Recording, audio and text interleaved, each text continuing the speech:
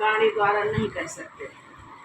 कहते हैं इस रविवार के सप्तमी पड़ जाए, इसके लिए मध्य प्रदेश में एक किला कालिंजर है। वहाँ 12 वर्ष तक ये पांडव पड़े थे। युद्ध होने के बाद यह हुआ कि एक तो श्लोक उन्होंने, भाई धर्मराज ने पूछा जब भगवान से, तो उन्होंने बताया, तू तो तत्व पर बताया, पूरा बढ़िया बता दिया। आत्मा नदी संयम पूर्ण तीर्थ, असत्तोदकः शील तटोदयर्धि, अतत्त्वं विषेकं कुरु पाण्डपुत्रा, अन्नवारिणा शुद्धत च अंतरात्मा। आत्मा नदी संयम पूर्ण तीर्थ, आत्मा रूपी नदी हो, संयम रूपी पूर्ण तीर्थ, असत्य रूपी जल हो, वो ऐसा बताया। तो उसमें स्नान करो, तो ये सत्य रूपी जल यही है, यही आत्मा रूपी नदी है यही। और यह तट शील और दया रूपी दोनों शील उस नदी के। आत्मा नदी संयम पूर्ण तीर्थ, असत्तो दका शील तटो दया भी, अतत्व विषेकम कुरु पांडुपुत्र, तत्व रूपी जल में स्नान करो। तत्व विषेकम कुरु पांडुपुत्र न वार्या शुद्धत च अंतरात्मा। अन्य कोई जल से स्नान करने से ये अंतरात्मा तुम्हारी शुद्ध नहीं होगी। क्योंकि भगवान से प्रश्न यही था युधिष्ठिर का कि हमने स्वजनों का भी वध किया है, बड़ा रक्तपात हुआ है इस महाभारत के युद्ध में, और गुरुजनों का, बड़े जनों का, और मित्रों का, सखाओं का और संबंधियों का, माने कि कोई इसमें बचा नहीं है। न मतलब शत्रु थे वो तो उनसे शत्रु थे ही, मान तो कोई शत्रु हो उससे तो युद्ध करो, लेकिन जो शत्रु नहीं भी थे, मित्र था। अब देखिए सगे मामा थे उनके, माद्री के भाई थे, और दुर्योधन ने छल से अपनी तरफ कर लिया, तो उनका भी इन्होंने वध किया। क्योंकि भगवान ने कहा कि वहाँ मामा न देखो, और भगवान ने करके दिखाया भी।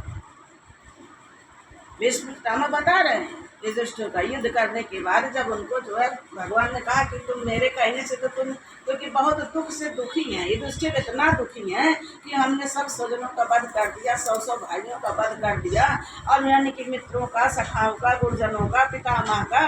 अब ऐसे इस पाप को इतना करने के बाद हम कैसे जीवित रहें, राज कैसे करें, ग्लानि बहुत है युधिष्ठिर को। तो उनका मेरे कहने से तुम्हारा ये नहीं जाएगी ग्लानि जो अंदर भरी हुई है, तो चलो भीष्म पितामह से सुन लो। तो भीष्म पितामह ने कहा कि देखो केशव का प्रमाण तुम्हारे सामने है, तुमने यज्ञ किया तो भगवान मधुसूदन को तुमने सर्वप्रथम पूजनीय बनाया, तो ये शिशुपाल को स्वीकार नहीं हुआ। और शिशुपाल ने कहा कि जो है हम नहीं मानते इस वाले को कि ये सर्वप्रथम पूजनीय है, और न कहने योग्य इतने शब्द कहे कि भगवान ने तुम्हारे सामने 100 उनको शब्दों को, यानी कि 100 गालियों को क्षमा कर दिया। तो सब तक को क्षमा करो, लेकिन जब 100 से ऊपर कोई बढ़ जाए तो तुम्हारे सामने भगवान मधुसूदन ने और अपने चक्र को आदेश दिया और शिशुपाल का गला काट दिया। तो तुमने भी वही किया है, तुम्हारे साथ भी तुम्हारे भाई बीच सभा में, भरी सभा में भाई द्रौपदी का अपमान हुआ, लाक्षागृह में तुम्हें जलाया गया, भीम को जहर पिला के जो है फेंक दिया गया, यानी कि कितना दुख नहीं दिया, और वनवास दिया, उसमें भी अज्ञातवास दिया, और जीने का कोई साधन नहीं छोड़ा तुम्हारे लिए, तब तुमने ये कदम उठाया है, तब तुम ग्लानि मत करो। और भी बहुत प्रकार से समझाया। तो ये सब कुछ ग्लानि दूर हुई, राज करने लगे, लेकिन फिर भी भगवान के पास बैठी कि भगवान कुछ बताओ कि मान लो कुछ ऐसा हो कि जो कोई तीर्थ की जिससे करने से पाप दूर हो जाए। तो उन्होंने कहा कि तो जाओ, नीलकंठ महाराज हैं कालिंजर, उनके दर्शन यदि सप्तमी को वहाँ तुम स्नान कर लोगे, राम कटोरा नाम का एक सरवाह नाम का तीर्थ है, और कोट गंगा नाम के कोट तीर्थ नाम का तीर्थ है। इन तीर्थों में यदि तुमने इन सब, वहाँ ये सारे ये जलाशय हैं वहाँ कालिंजर में, कोट तीर्थ नाम का है एक, और सरवाह नाम का है। सरवाह नाम का जो कहते हैं वो जो है झरना, हमने तो देखा है, ऊपर पहाड़ है जहाँ से आप चल के उतरे हैं वहाँ नीचे, और नीचे धरती है, और उसके नीचे भी और पहाड़ है। वहाँ ऐसे जल गिर रहा है जैसे मोतियों के बिंद, इतनी स्वच्छ, और कहाँ से आता पता नहीं।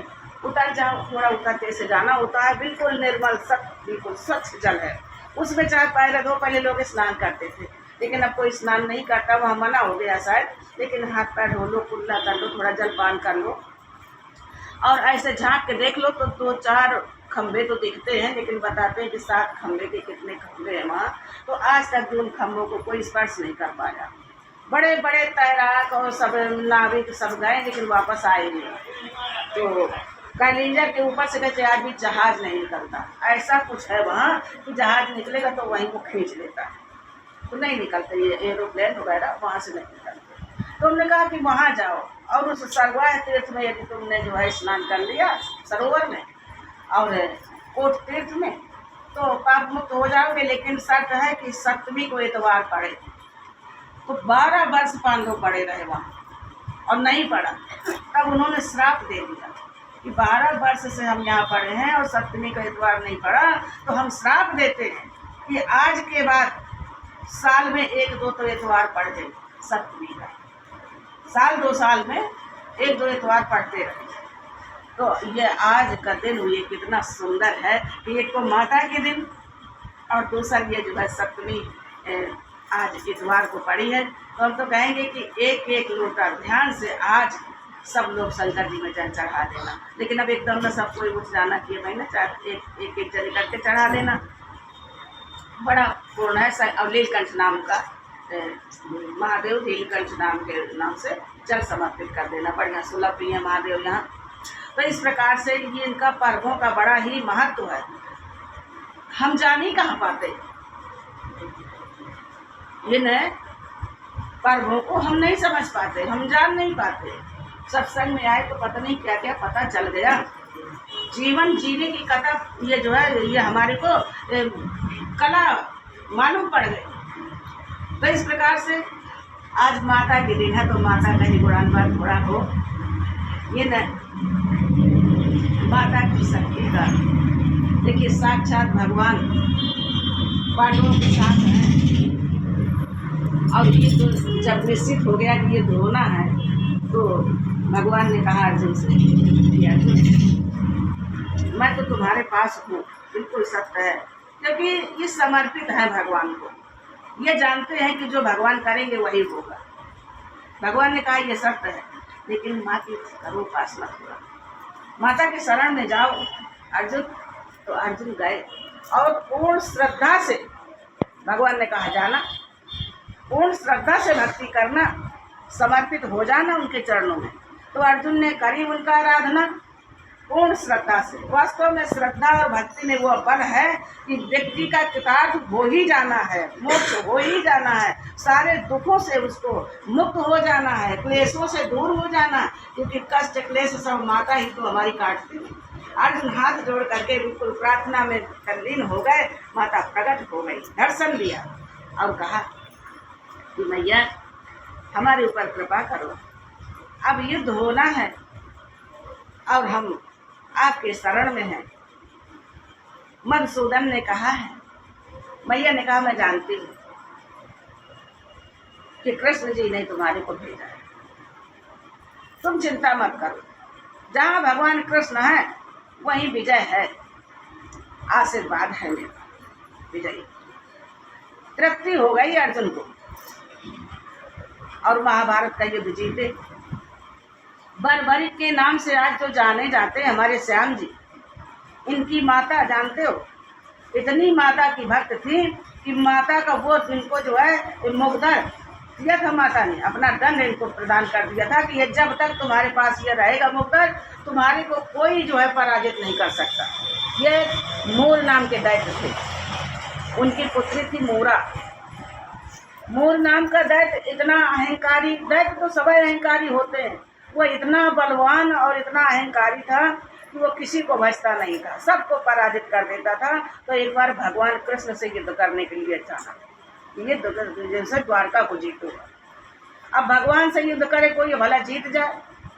माँ भगवान से अलग तो है नहीं, उन्हीं की शक्ति है। तो यह अब जब पुत्री का हाथ था, क्योंकि पुत्री माँ की भक्त थी, माँ ने साक्षात दर्शन दिए और आशीर्वाद दिया था, तो ये मनमानी करता था। आज भगवान के सामने आया, ताऊ जी को, ताऊ भैया थे, बलदाऊ भैया, बलराम जी को तो मूर्छित कर दिया, अचेत हो गए। और जब बलराम अचेत हुए तो भगवान कृष्ण को क्रोध आ गया और भगवान कृष्ण ने उनका वध कर दिया, मूर दैत्य का।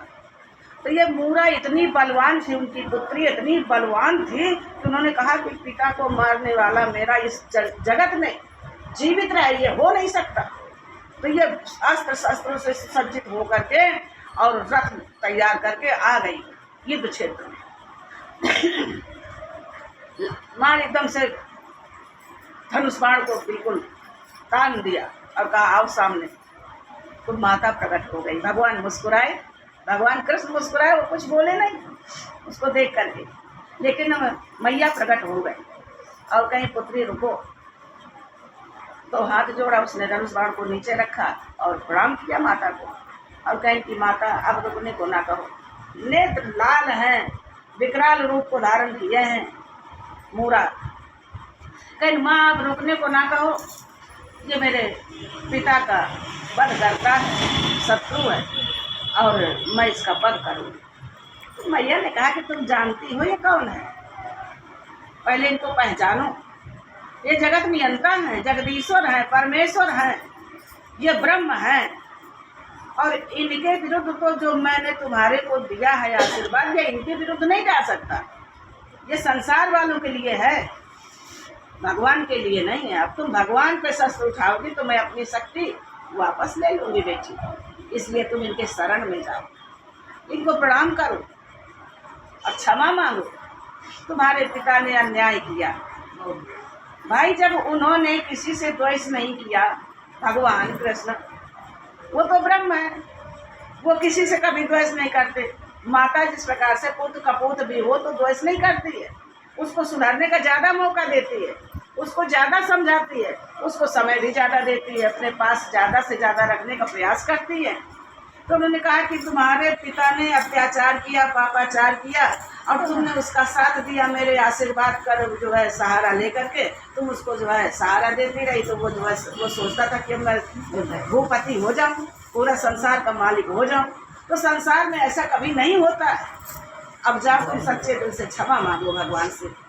और जो माता ने कहा और अपना दंड वापस लिया, ऐसे किया तो माता का दंड माता के पास पहुँच गया।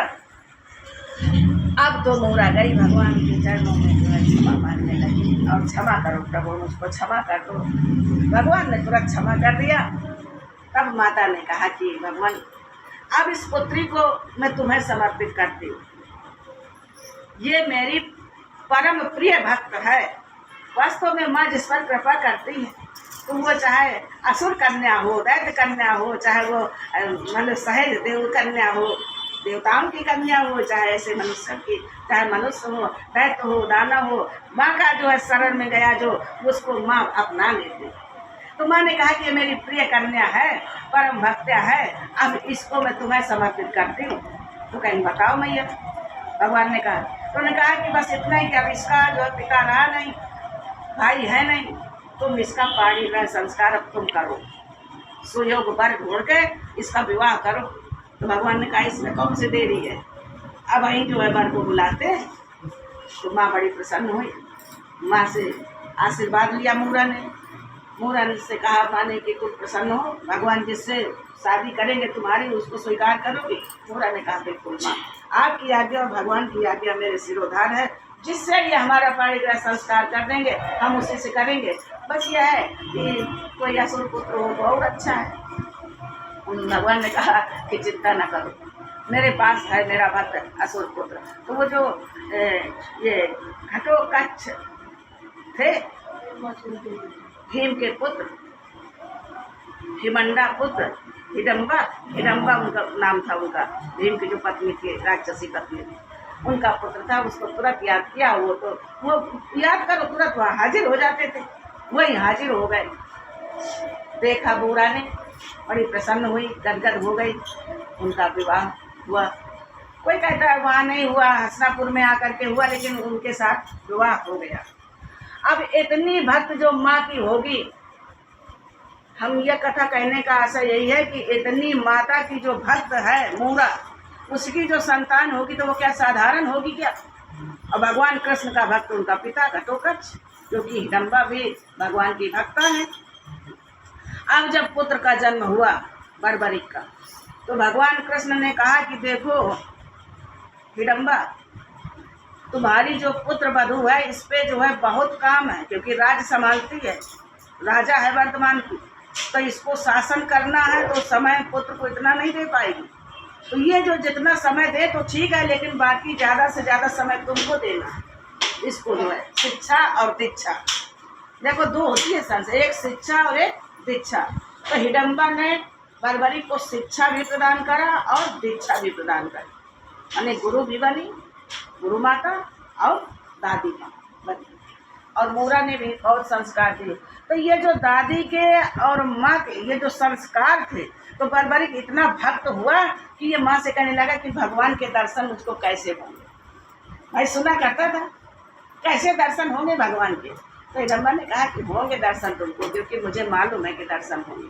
और ये 3 बाण के धारी, क्योंकि इनके पास 3 बाण थे और बड़ी शक्ति थी इनके बाणों में। 3 बाण से ये सारे दुनिया का संहार करने में सामर्थ्य थे, इतने इनके बाणों में शक्ति थी। एक बाण में तो जाने कितना, देखो भगवान से चला के दिखा, तो एक बाण चलाया तो सारे वृक्ष के जितने पत्ते थे वो सारे पत्तों में छेद हो गए। अच्छा, ये बाण भगवान ने चलवाते तो क्या भगवान नहीं जानते थे कि ये कौन है कैसे? लेकिन ये हमारे सबको बताने के लिए, संसार वालों को दिखाने के लिए भगवान ने प्रैक्टिकल करके दिखाया है। अब भगवान ने कहा कि बात तो मान गए कि तुम हो तो सामर्थ्यवान और तुम्हारा बाण भी सामर्थ्यवान है। कहन कि हाँ विप्रवर ब्राह्मण, अब हमारा रास्ता छोड़ो। भगवान कृष्ण ब्राह्मण का रूप धारण करके वहाँ जो है उनसे मिले थे। तो कहन की तो फिर बताओ देते शीघ्रता में कहाँ जा रहे हो? तो कहन की जा रहे हैं हसीनापुर, सुना है कि युद्ध होने वाला है। तो कहन की तो कहा तुम युद्ध करियो? कहन बिल्कुल। कहन किसके तरफ से? कहन भाई देखो, जो पक्ष हमको हारता हुआ दिखेगा हम उसी पक्ष से युद्ध करेंगे।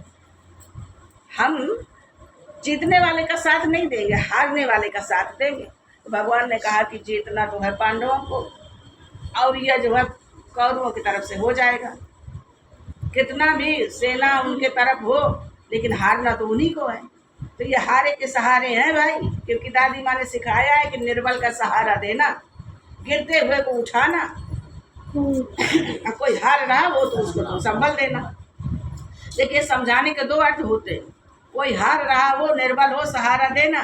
लेकिन अब सत्य हार रहा हो तो सहारा देना, लेकिन असत्य हार रहा हो तो उसको सहारा न देना। लेकिन हम इसको तो भगवान की प्राप्ति करनी थी। तो उन्होंने कहा कि बात तो तुम्हारी सही है और तुम बलवान भी हो, धर्ममान भी हो, गुणवान भी हो, रूपमान भी हो। तो अब जो है उन्होंने कहा अपना रूप भगवान हमें दिखाओ, भी ब्राह्मण का रूप छोड़। बड़ा ही हमारी बहुत आप कर चुके, लेकिन हम भी अब समझ चुके आपको। भगवान प्रकट हो गए, अपना रूप दिखाया और कहा कि बर्बरिक अब आप हमारा भी कुछ हमें भी दे, कहीं बताओ ऐसा। तो वहाँ अपना सर का उन्होंने बलिदान दे दिया। उन्होंने कहा कि भगवान आपकी आज्ञा का पालन हुआ, सब कुछ कर दिया और कर देंगे। ये सर हमारे किसी काम का नहीं है, लेकिन हम ये महाभारत का युद्ध देखना चाहते। ये तो हमारी एक लीला थी आपसे, आपको प्रकट करने के लिए, और बाकी की हारे का सहारा माने, लेकिन यह युद्ध देखने की लालसा हमारे मन में रह जाएगी, बाकी तो हमें कुछ नहीं। तो भगवान ने कहा कि नहीं रह जाएगी, तुम्हारा ये सर ऊंचाई पर उन्होंने सुरक्षित कर दिया भगवान ने, और कहा कि ये इसी से तुम सारे महाभारत का पूरा सब कुछ दर्शन करोगे, दृष्टा बनोगे। अब भगवान का साकार रूप में दर्शन किए हैं, तो अब वो सर तो रखा है ऊंचाई पर और खूब जो है महाभारत का युद्ध का दर्शन, लेकिन दृष्टा जो बनेंगे, भगवान ने कहा तो दृष्टा बने। महाभारत का जब अंत हुआ युद्ध का, तो जब ये अर्जुन ने कहा कि हमारे बाणों से ही जो है देखो कितने धराशायी हुए, हम न मारते तो हो सकता है इतना युद्ध न जीते जाते। कर्ण जैसे बलवान को हमने मारा। तो सभी अपने अपने, भीम ने कहा कि तुमने तो कहीं 99 पुत्रों का, तो कहीं की जो है इनके गांधारी के पुत्रों का वध तो हम ही ने ज़्यादा से ज़्यादा किया। तो सब अपने अपने धर्मराज ने भी कहा कि भैया मेरा भी भाला बहुत तेज था, हमारा भी ध्यान करो। नकुल सहदेव उन्होंने कहा कि सपनी का वध हम न करते, सपनी मामा का। सहदेव ने कहा तो ये भी बहुत विकराल बलवान थे। उन्होंने कहा बात तो सही है। भगवान कृष्ण जो है मुस्कुरा रहे हैं, तो एकदम से जो है बरबरी हंसा।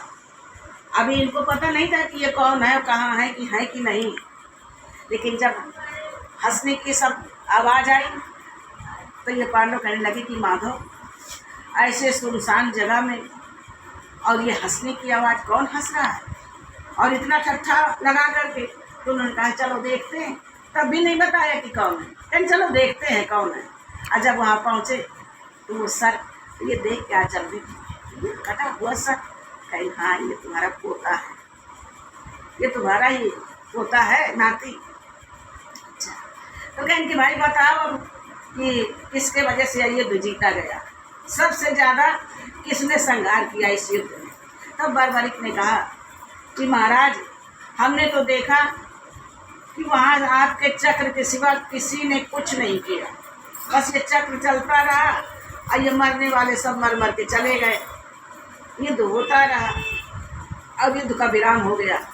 चक्र ने ही युद्ध शुरुआत की, चक्र से ही युद्ध विराम हो गया। अब सब रह गए ऐसे। तभी कहते हैं कि जो भगवान ने ज्ञान कराया था अर्जुन को, उस ज्ञान में बरबरीक भी दृष्टा, बरबरीक ने भी उसको भी दिव्य दृष्टि, उसने पूरा ज्ञान देखा, भगवान का विराट स्वरूप देखा और वेद व्यास जी ने देखा, क्योंकि उनको तो थी ही दिव्य दृष्टि। उन्होंने दिव्य दृष्टि को प्रदान किया था संजय को, तो व्यास जी ने देखा और संजय ने देखा। क्या सुंदर सौभाग्य संजय को प्राप्त हुआ, क्योंकि उन्होंने कहा था धृतराष्ट्र से व्यास जी ने कि मैं तुम्हें दिव्य दृष्टि प्रदान करता हूँ, तुम देखो महाभारत का युद्ध बैठे बैठे यहीं से। तो उन्होंने कहा कि जब पूरा जीवन हमने अपने पुत्रों को पौत्रों को देखा नहीं, तो अब हम देख करके क्या करेंगे युद्ध। तो ऐसा करो कि तुम हमारे सारथी ये संजय हैं, इनको दिव्य दृष्टि प्रदान कर दो। देखिए जब हमारे भाग में बड़ा नहीं होता और कोई होता तो झट से कह देता कि हाँ प्रभु जी हमको दे दो, कम से कम भगवान के दर्शन कर ले। लेकिन वो जो है नहीं, संजय के भाग्य के द्वार खुले थे, सौभाग्य के द्वार खुले थे। संजय को दिव्य दृष्टि प्रदान कर दिया व्यास जी ने। तो ये चार लोगों ने, अर्जुन ने, वेद व्यास जी ने, संजय ने और बरबरीक ने, चार लोगों ने ये भगवान का विराट स्वरूप प्रसन्न होकर के गदगद होकर के खूब जो है दर्शन किया, पूरे गीता का ज्ञान नामृत पान किया। साकार रूप से जो भगवान ने कहा है, इन्होंने प्रत्यक्ष सीधा प्रसारण, जैसे आज टीवी में सीधा प्रसारण आता है ना, ऐसे इन्होंने चारों ने ये जो है दर्शन किया। बाकी तो दोनों सेनाएं हैं, जैसे आप हम बैठे ऐसे हैं, और लेकिन अर्जुन के सिवा कहना कि पता नहीं क्या होगा, उनका यही नहीं समझ कि इतना समय व्यतीत का हुआ, इस तरह जैसे कोई पत्थर का ना हो जाए, ऐसे सब स्थगित हो गए, इधर की सेना उधर की सेना, और ये चल रहा है गीतामृत चल रहा हो, भगवान जो एक बढ़िया सुंदर सुना रहे हैं, और ये सब किसी के कान में कोई आवाज़ नहीं गई, और न किसी को लगा कि ये कितनी देर तक खड़े का है। वो जैसे के तैसे अपने तरफ खड़े रहे, जैसे को बर्तन ना इधर धके इधर धके। लेकिन ये चार लोगों ने बड़े आनंदित तो होकर के सुन रहे हैं, और जो है संजय धृतराष्ट्र को बता रहे हैं। संजय जितना बताते गए धृतराष्ट्र को वास्तव में कहते हैं मूर्ख हृदय नचेत, और जो गुरु मिले विरंच सम, इतना बताया। इतना लास्ट श्लोक में संजय ने निर्णय कर दिया, यत्र योगेश्वरा कृष्ण यत्र पार्थ धनुर्धरा तत्र श्री विजय विभूतिर ध्रुवम नीतुर्मर्मतः। हे राजन, जहाँ योगेश्वर भगवान श्री कृष्ण हैं और गांडीव धनुषधारी अर्जुन है, वहीं पर श्री विजय विभूति और अचल नीति है, ऐसा मेरा मत है। अब भी नहीं वो समझ रहा, ये बिल्कुल क्लियर कर दी इनकी विजय पांडवों की है। और इसके बाद ना तो अर्जुन बोले, ना संजय बोले, ना भगवान बोले, कोई नहीं बोला। लास्ट है ये 18वां अध्याय का आखिरी श्लोक है। तो इस प्रकार से भगवान ने हमारे समझाया, और माँ की कृपा से अर्जुन ने युद्ध को जीता। और माँ की ही कृपा से मूरा इतनी भक्त थी माँ की, उनके पुत्र आज भी बर्बरिक हमारे पूजे जाते हैं खाटू श्याम जी के नाम से। कैसे कि जिनके, क्योंकि माता पिता के कर्मों से ही बाढ़ पुत्र पिता के कर्म। माता गर्भ में बच्चे को जितना संस्कार दे दे, और जन्म होने के बाद तो दिया जाता, लेकिन जो गर्भ में मिल जाते हैं उन संस्कारों को तो कोई काट ही नहीं सकता। और जब ये बर्बर गर्भ में थे तो मूरा रातों दिन हिडम्बा से वही भगवान कृष्ण की कथाएं सुना करती थी। भगवान कृष्ण की ही लीलाएं को कैसे बताओ मैया, आपने तो उनका दर्शन किया है कैसे, क्योंकि इन्होंने तपस्या किया था हिडम्बा ने, तो भगवान ने उनको साक्षात दर्शन दिया है। तो कैसे उनके दर्शन थे, कैसे उनके नेत्र थे, कैसे उनकी भक्ति थी, कैसे अरे अरे वो एक एक वर्णन करती थी हिडम्बा, और मूरा सुना करती थी जब ये बर्बरी गर्भ में थे। आज भगवान ने उनको आशीर्वाद दे दिया कि जाओ कल युग में तुम पूजे जाओगे और मैं अपना नाम तुम्हें प्रदान करता हूँ। अब तुम कहते थे ना कि मैं हारे का साथ दूंगा, तो जाओ तुम हारे के सहारा बनोगे। तो वो आज हारे के सहारा बने हुए हैं। संसार में कोई अपने को समर्पित करके तो देख ले। इसमें शायद बहन नहीं लगेंगे, ये रखा है देखो शायद गीता जी में है कि उसमें, हाँ भले जाते बात ही ना करना, याद आई रहा है। ये है भगवान कह रहे हैं, मेरे मार्ग पर पैर रखकर तो देख, तेरे सब मार्ग न खोल दूं तो कहना। मेरे लिए कुछ खर्च करके तो देख, कुबेर के भंडार न खोल दूं तो कहना। मेरे लिए गीता के गीत गाकर तो देख, कृपा न बरसा दूं तो कहना। मेरे तरफ आके तो देख, तेरा ध्यान न रखूं तो कहना। मेरी बातें लोगों से करके तो देख, तुझे मूल्यवान न बना दूं तो कहना। मेरे चरित्रों का मनन करके तो देख, ज्ञान की धारा न बहा दूं तो कहना। मेरे लिए आंसू बहा कर तो देख, तेरे जीवन में आनंद के सागर न बहा दूं तो कहना। मेरे मार्ग पर निकल कर तो देख, तुझे शांति दूत न बना दूं तो कहना। मेरा कीर्तन करके तो देख, जगत का विस्मरण ना करा दूं तो कहना। तू मेरी वाणी गीता का प्रचार करके तो देख, हर एक को तेरा ना बना दूं तो कहना। वास्तव में भगवान की ये वचन है, किसी संसारी व्यक्ति के नहीं है। कितना भगवान जो है वो करते हैं। और इधर भगवान ने श्री गीता जी का कहा है, गीता हृदय भगवान का, सब शास्त्रों का शुभ ज्ञान है। इस शुद्ध गीता ज्ञान से ही चल रहा संसार है। गीता परम विद्या मनोहर, सब शास्त्र प्रधान है। परब्रह्म रूपी मोक्षकारी नित्य गीता ज्ञान है। यह मोह माया कष्ट में से तरना जिसे संसार हो, वह बैठ गीता नाव में सुख से सहज ही पार हो। श्रुति संसार के सब ज्ञान का यह ज्ञानमय भंडार है। श्रुति उपनिषद वेदांत ग्रंथों का परम शुभ सार है। गाते जहाँ जन नित्य हरि गीता, निरंतर प्रेम से रहते वहाँ सुख कंद नटवर नंद नंदन प्रेम से। गाते जहाँ जन गीत गीता, प्रेम से धर ध्यान है।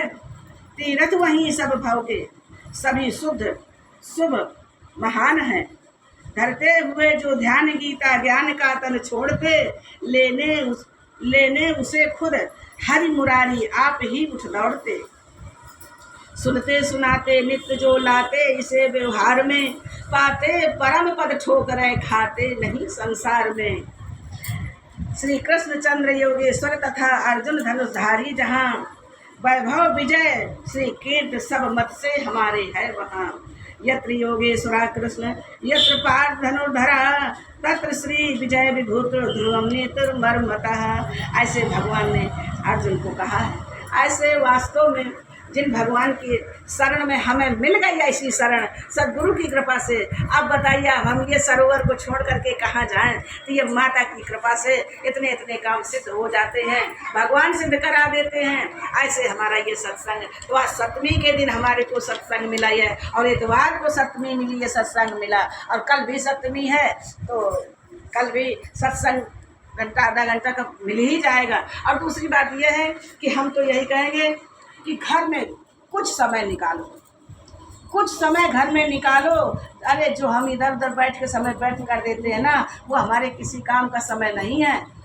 जो बहुत ज़रूरी हो वही समय अपना व्यर्थ निकालो कि भाई बहुत ज़रूरी है किसी के पास जाना तो चले जाओ, और नहीं तो ऐसे व्यक्ति के पास जाओ कि जहाँ आप बहुत सुखमय हो और उसको भी सुख प्रदान कर दो। आप आनंदमय धारा को जो है प्रवाहित में बहो, उसको भी बहा लो।